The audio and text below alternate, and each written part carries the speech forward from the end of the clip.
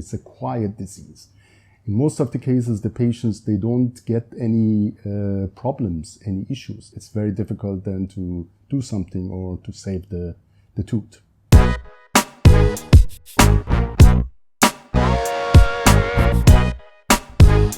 Yeah, my name is Dr. Nassouti.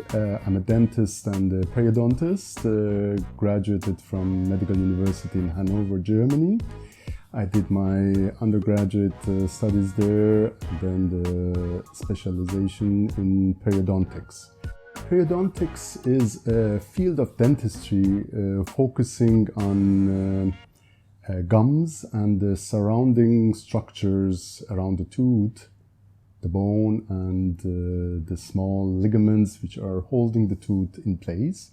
Whoever feels that there are some issues starting with their gums, they have redness around the gums, they have bleeding, they have gaps between the teeth which are growing or getting bigger, they have recessions on the gums where more and more of the roots of the teeth are getting exposed.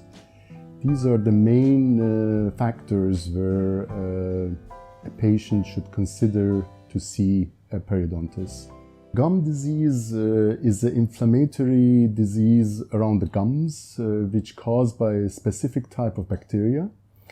These bacteria, we found them in a white layer of food called plaque, which collects around the teeth, which includes the bacteria, the food, of course, saliva, and if this layer is not removed timely from around the area of the teeth, the bacteria start attacking the gums. At the beginning, we have first stage of the gum disease, which is called gingivitis. This is just focused around the gum, not yet further to the supporting area of the teeth, the bones and the ligaments. The treatment of gingivitis is quite easy, just with improving the oral hygiene and helping the patients to understand their problem and doing a bit more at home, it will treat the issue. If the problem persists longer and it goes further down to the supporting areas, the bone and the ligaments around, then the treatment will be a little bit more complicated. In those cases, we need to do a treatment called the deep scaling of the teeth, where we go deeper inside the pockets and try to remove all the plaque and if there are harder calculus sitting around the roots.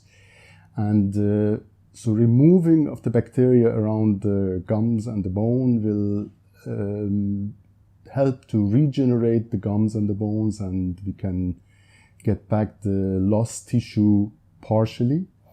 And for sure, we can stop the problem from getting worse. If the bone structure around the tooth, which is holding our tooth, is getting lost, then the tooth gets weaker and starts to get wiggly gradually.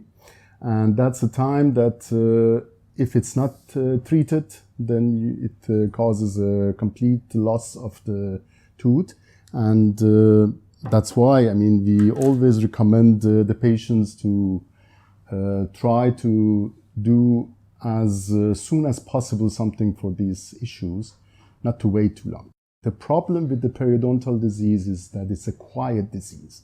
In most of the cases, the patients, they don't get any problems, any issues. They might have sometimes a bit of bleeding around the gums, or sometimes bad breath, or some other issues like that, but it's nothing serious which bothering them. Because of that, in a lot of cases, we see the patients quite late in advanced stages, and it's very difficult then to do something or to save the tooth.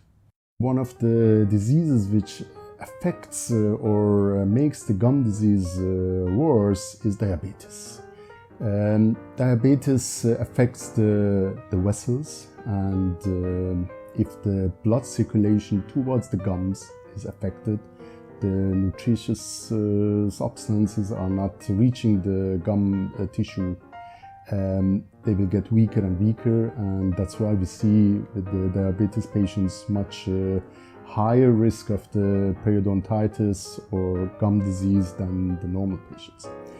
There are other issues which can be affected by gum disease, for example, the cardiovascular diseases.